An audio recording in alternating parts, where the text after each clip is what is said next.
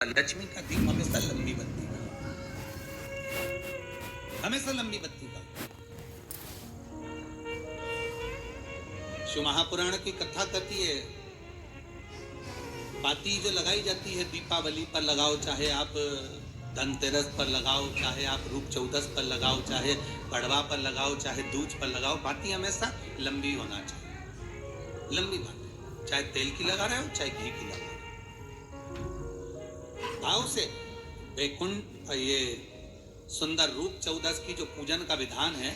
आपको धनतेरस की पूजन का जो विधान बताया था, धनतेरस की पूजन का जैसा विधान था, पहुंचकर पाटे को बिछाकर चौक पूर कर, जिस थाली में आपने स्वस्तिक बनाकर जो सिक्का रखा है, उसी में एक सिक्का और रखकर उसकी पूजन अर्चना करना है। वैसी की वैसे ही जैसा पहले कल कहा गया, रोली चावल हल्दी मोली मेहंदी सिंदूर आदि सब चढ़ाते हुए, और साथ में 2 दीप लगेंगे। रूप चौदस के दिन 2 दीप, एक दीप है घी का लंबी बत्ती का जो लक्ष्मी जी के सीधे हाथ पर है, दूसरा दीप है घी का दीप भी आटे का आएगा और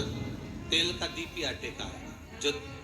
तेल का दीप लगेगा वो थोड़ा सा दिया बड़ा लेना, उसमें 4 लंबी लंबी बत्तियां रखना, सरसों का तेल या मीठा तेल या तिल्ली का तेल जो भी मिल जाए उसके अंदर डाल लेना। 4 बत्ती ये लक्ष्मी जी के लेफ्ट हैंड की ओर आएगी। उसी आटे का तेल का जो दिया रहेगा उसके अंदर या तो पीली सरसों या काली सरसों, जो राई होती है सरसों होती है, उसके थोड़े से दाने उसमें डाल दिए जाए। लक्ष्मी जी का पूरा पूजन बड़े भाव से करिए, जल का छींटा दीजिए, रोली चावल मोली हल्दी जो भी है आपके पास समर्पित करने के लिए पूजन की थाली में वो समर्पित करिए, मीठे का भोग लगाइए, और भोग लगाने के बाद में बड़े प्रेम से 5 कमलगट्टे, 5 हल्दी की गठान, 5 अमर बेल के टुकड़े। अमर बेल होती है एक लंबी सी बेल, पेड़ों पर चलती है पीले कलर की, जो कि पूरे पेड़ पर छाई रहती है, उसको कहीं पर भी डाल दिया जाए वो बढ़ती चली जाती है।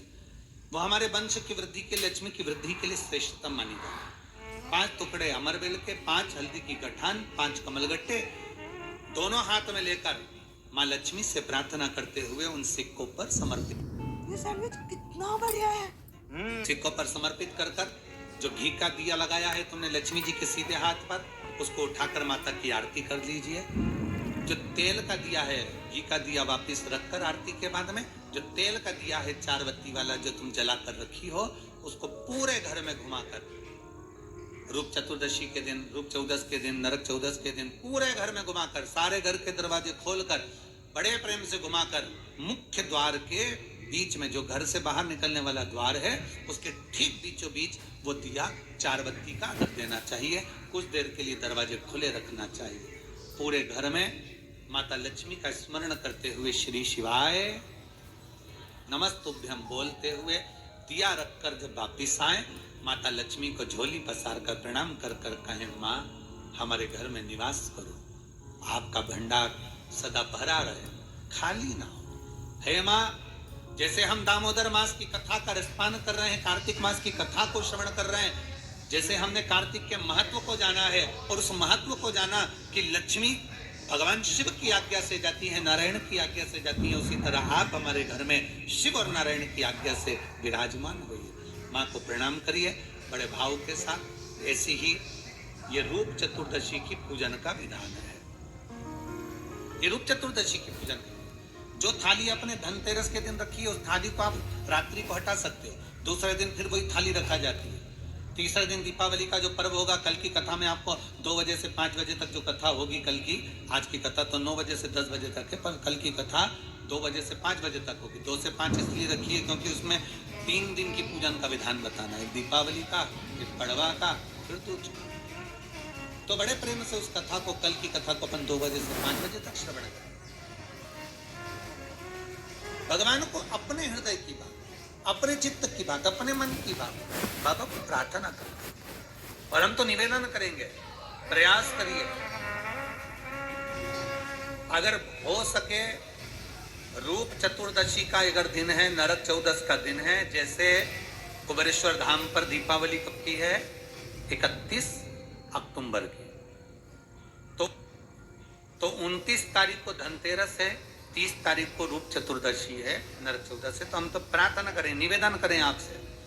अगर हो सके शरीर में अगर बहुत रोग है और बहुत तकलीफ की जिंदगी चल रही है, मतलब हर 2 महीने में 3 महीने में कोई ना कोई दुख तुम्हारे सामने आकर खड़ा हो जाता है, कोई तकलीफ आकर खड़ी हो जाती है, चाहे बच्चों को हो रही हो, चाहे बेटियों को हो रही हो, चाहे परिवार में हो रही हो, तो हम तो निवेदन करेंगे रूप चतुर्दशी के दिन 1 लोटा जल, उसमें बड़े प्रेम से कोई थोड़ा सा इत्र का अगर भाग मिल जाए, और इत्र ना मिले तो पीला चंदन या लाल चंदन डालकर, अगर कहीं आंवले का वृक्ष हो, पीपल का वृक्ष हो और बेलपत्र का वृक्ष हो, 3 जगह पर थोड़ा सा वो लोटा जो घर से लेकर जाओगे, पात्र लेकर जाओगे, रूप चतुर्दशी के दिन तीनों वृक्ष के नीचे एक ही कलश से थोड़ा थोड़ा जल 3 स्थान पर चढ़ाइए और बाबा से अपने मन की बात कहकर आइए। आप खुद देखोगे कि 3 महीने में मेरा कुबेर भंडारी आपके दुखों को हरेगा। परंतु ये उपाय केवल एक रूप चतुर्दशी के दिन ही होगा, केवल रूप चतुर्दशी के दिन। कई लोग इसको दीपावली के दिन भी करते हैं, कई लोग इसको धनतेरस के दिन भी करते हैं, पर ये उपाय रूप चतुर्दशी के दिन करेंगे तो उसका फल चौगुना मिलेगा, चौगुना। और मान